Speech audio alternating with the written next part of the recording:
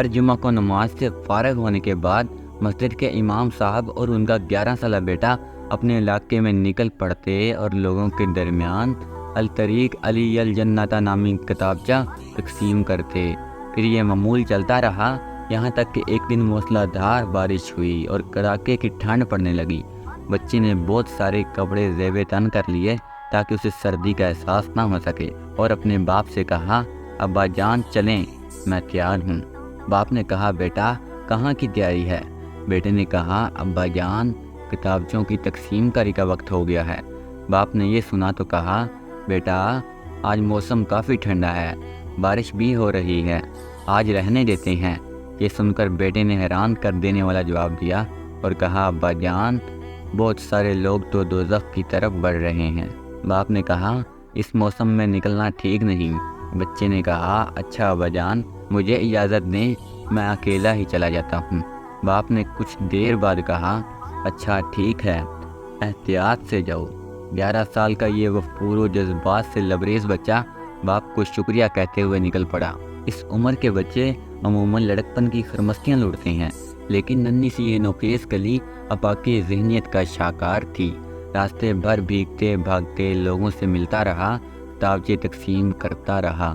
قریباً 2 گھنٹے بھیگنے کے بعد اس کے پاس صرف آخری کتابچہ باقی رہا۔ ادھر ادھر نظر دوڑائی لیکن کوئی نظر نہ آیا۔ بارش اور ٹھنڈ کے سبب شہر کی گلیوں میں دور دور تک کوئی نظر نہ آیا۔ قریب کے ایک چھوٹے گھر کی طرف بڑھا، سوچا کوئی ہوگا تو آخری کتابچہ اسے دے دوں گا۔ پاس پہنچا تو دروازہ کھٹکھٹایا لیکن کوئی آواز نہ آئی۔ وہ برابر دروازہ کھٹکھٹاتا رہا، یعنی اس کے دل میں کیا آیا کہ وہ گھر جانے کا نام نہیں لے رہا تھا، اور اب کی بار دروازہ زیادہ قوت سے کھٹکھٹایا۔ کچھ لمحے بیت جانے کے بعد ایک عمر رسیدہ خاتون دروازے پر آئی۔ اس کے چہرے پر حزن و افسردگی کے آثار نمایاں تھے۔ بولی، بیٹا کیا کام ہے؟ ننھا سا بچہ مسکراتے لبوں کے ساتھ اور روشن نگاہوں کے ڈورے جھکا کر بولا، محترمہ زحمت دینے کے لیے معذرت خواہ ہوں۔ دراصل آپ کو یہ بتانے آیا ہوں کہ اللہ تعالیٰ آپ سے بے حد پیار کرتا ہے اور اس نے مجھے آپ کے پاس بھیجا ہے۔ یہ آخری کتابچہ آپ کو ہدیہ کرنے آیا ہوں۔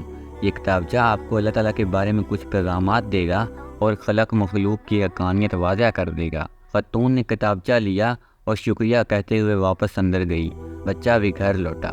اگلے ہفتے جمعہ کا خطبہ ختم ہونے کے بعد وہ بزرگ خاتون کھڑی ہوئی اور پورے مجمع سے مخاطب ہو کر کہا، میرا یہاں کوئی جاننے والا نہیں ہے اور نہ ہی اس سے پہلے یہاں آنے کا کوئی اتفاق ہوا ہے۔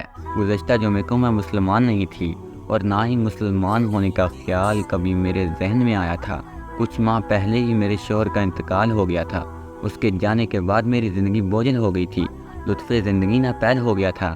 گزشتہ جمعہ جب زوروں کی بارش ہو رہی تھی تو میں نے ارادہ کر لیا تھا کہ خودکشی کر کے غم زندگی سے چھٹکارا حاصل کر لوں، کیونکہ جینے کی کوئی وجہ مجھے نظر نہیں آ رہی تھی۔ لہٰذا میں نے اوپر کے کمرے میں جا کر رسی اور کرسی کے سہارے جان دینے کی ٹھان لی تھی۔ بس کچھ لمحات کی دیر ہی تھی کہ یہ جسد خاکی کفسر انصری سے پرواز کر جاتی کہ یکا یک میں نے دروازے کی کھڑکھڑاہٹ سنی۔ میں نے کچھ دیر وقفہ کیا کہ جو ہوگا کچھ دیر میں چلا جائے گا، لیکن مسلسل دروازے کی کھڑکھڑاہٹ نے مجھے گلے سے پھندا نکالنے پر مجبور کر دیا۔ میں سوچ میں ڈوب گئی کہ آخر کون ہے جو ایسے پرخطر موسم میں میرے دروازے پہ دستک دے رہا ہے۔ میں نیچے آ گئی، دروازہ کھولا تو ننھی سی جان کا بھیگا ہوا وجود میری نگاہوں کے سامنے زیر لب مسکرا رہا تھا۔ اس کی وہ مسکراہٹ اور آنکھوں کی چمک میں نے کبھی کسی انسان میں نہ دیکھی تھی۔ اس مقدس سراپے کی وصف کشی کے لیے میرے پاس الفاظ بھی نہیں۔ اس کی زبان سے ادا ہونے والا ایک ایک لفظ گوہر نایاب تھا۔ بس میرے قلب و جگر کی تختیوں پر اس کے الفاظ نقش ہو گئے۔ یوں لگا کہ اب میرے مردہ دل کو کسی نے زندگی کی سوغات عطا کر دی ہے۔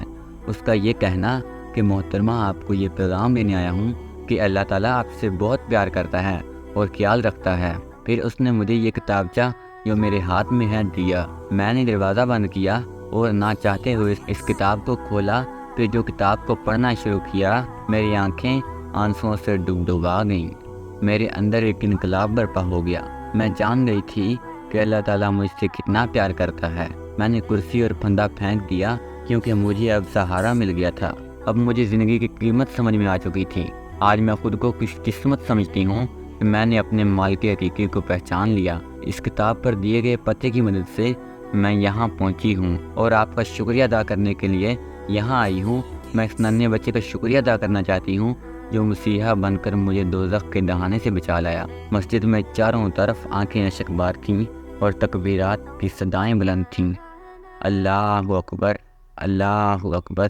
امام صاحب جو اس ننھے بچے کے والد تھے ممبر سے اترے اور پہلی صف میں موجود اپنے لختے جگر کو سینے سے لگا لیا اور زور زور سے رونے لگے۔ اس جیسا کوئی باپ نہیں جس کا بیٹا اصلی ہیرے موتی چن رہا ہے۔ اسے بھی یہ محسوس ہو رہا تھا کہ میں نے مجبوری اور عذر بیان کیا، لیکن اس کے بیٹے کے اندر لوگوں کی ہدایت کے ایسے گہرے جذبات ہیں کہ اب وہ شرم محسوس کر رہا ہے۔ واقعہ تو ختم ہوا، البتہ ہمارے لیے اس میں اہم سبق ہے۔ ہر کوئی اپنے آپ سے یہ سوال کر لے کہ کبھی ہم نے لوگوں کو آگ سے بچانے کی کوشش کی ہے؟ کیا ہمارے سینے میں وہ درد و کسک ہے جو ہمارے پیارے نبی کریم صلی اللہ علیہ وآلہ وسلم کو لوگوں کی ہدایت کے لیے تھی یا اس ننھے سے بچے کے دل میں تھی؟ کیوں نہ ہم عہد کر لیں کہ جہاں جیسے جب بھی موقع ملے اپنے وسائل کو بروئے کار لاتے ہوئے دعوت اللہ کے فریضے کے ساتھ جڑ جائیں۔ اللہ تعالی ہم سب کو توفیق عنایت فرمائیں، آمین۔